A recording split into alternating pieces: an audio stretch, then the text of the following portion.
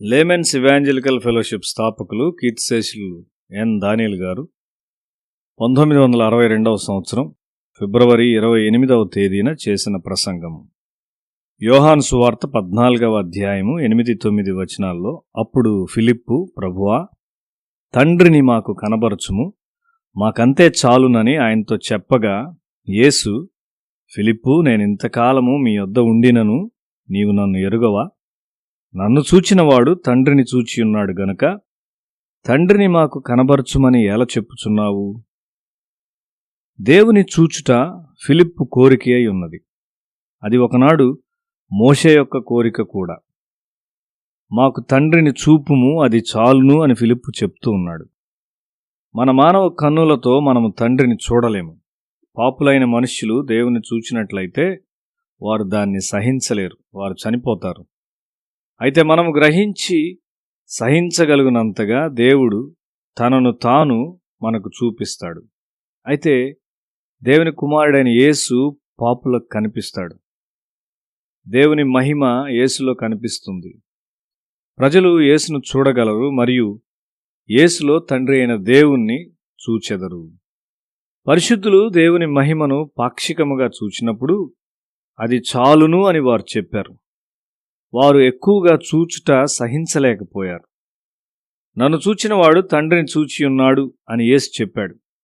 యేసు భూమి మీద ఉన్నప్పుడు కొంతమంది ఆయనను మరియ కుమారునిగా చూచున్నారు గాని దేవుని కుమారునిగా కాదు. అదృశ్య దేవుని స్వరూపమై ఉన్న దేవుడు అని కొలస్సీ పత్రిక 1వ అధ్యాయం 15వ వచనంలో చూస్తూ ఉన్నాం. నీవు ఎంత ఎక్కువగా యేసును చూస్తావో అంత ఎక్కువగా తండ్రి అయిన దేవుణ్ణి చూస్తావు. నన్ను తినువాడు నా ద్వారా జీవించును అని యోహాను 6వ అధ్యాయము 57వ వచనంలో యేసు చెప్పాడు.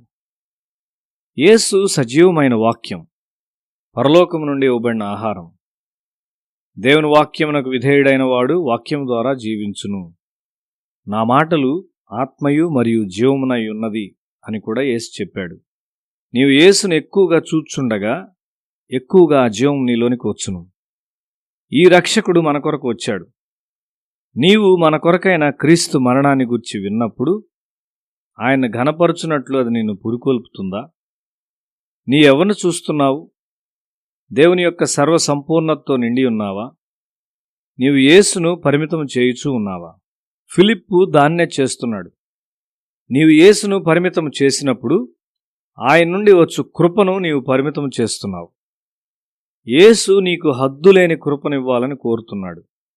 భూమి మీద ఆయన పనిలో నీవు ఆయన అధిగమించినంతగా, నేను చేయు క్రియలు నాయందు విశ్వాసముంచువాడును చేయును, వాటికంటే మరి గొప్పవియు అతడు చేయును అని యేసు యోహాను సువార్త 14వ అధ్యాయం 12వ వచనంలో చెప్తూ ఉన్నాడు. నీవు ఆయన చూస్తూ ఉన్నావా? ఆయన స్వరము చనిపోయిన వారిని జీవములోనికి పిలుచును. పాపములలో అపరాధములలో చచ్చిన వారిని దేవుని కొరకు జీవించినట్లు ఆయన మాటలు చేయును. కొద్ది సమయంలో సమరయలోని బావి యొద్ద ఒక పాపాత్మురాలైన స్త్రీ సువార్తకు ఒక మార్గముగా మార్చబడింది. యేసును పరిమితం చేయకుండా జాగ్రత్తగా ఉండుము. మోషే దేవుని కొండనెక్కాడు.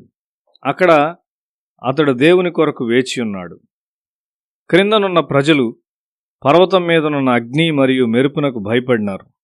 అయితే మోషే దేవుని ముందు నిలబడుటకు అగ్ని, పొగ మరియు మెరుపు గుండా నడిచాడు. యేసు నీకు దేవుని యొక్క సంపూర్ణతనిచ్చును. తనను తాను మన కొరకు ఇచ్చుటకు ఆయన వచ్చాడు. మన ప్రభు అయిన యేసు ఒక ప్రవక్త లేక మరియ కుమారుడు కాదుగాని దేవుని కుమారుడు. ఆయన వలె అదే స్థాయికి నీవు వచ్చేంత వరకు ఆయన సంతృప్తి చెందడు. తేజోవాసులైన పరిశుద్ధుల స్వాస్థ్యంలో పాలివారమొగటకు మనలను పాత్రులుగా చేసిన తండ్రికి మీరు కృతజ్ఞతాస్తుతులు చెల్లింపవలనని కొలస్సీ పత్రిక 1వ అధ్యాయం 12వ వచనంలో మనం చదువుచున్నాం. పరలోకపు మహిమలను నీతో పంచుకొనవలనని ఆయన కోరుతున్నాడు.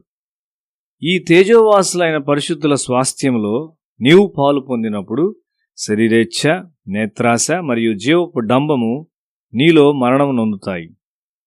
మనము ఆయన వైపు చూచుట్లో కొనసాగుచుండగా ఆయన గొప్పతనములో ఇంకా ఎక్కువగా ఎదుగుటకు నీవు కనుగొంటావు.